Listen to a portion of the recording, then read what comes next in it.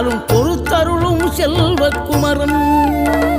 பொய்யான மயிலேறும் காட்சி எழியாவும் ஒளி வீசும் தெய்வாம்சமே பொய்யான என் வாழ்க்கை புவி மீது நிலையாக அருள் செய்ய வர வேணுமே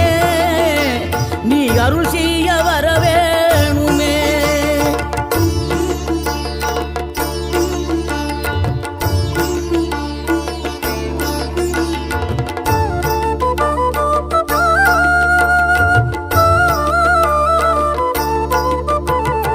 இகழ்தலையும் புகழ்தலையும் ஒரு முகமாய் கருதும்படி செவி உரைத்த முத்து குமரன் நீ வறுமையையும் வளமையையும் சமநிலையை உணரும்படி மதி கொடுத்த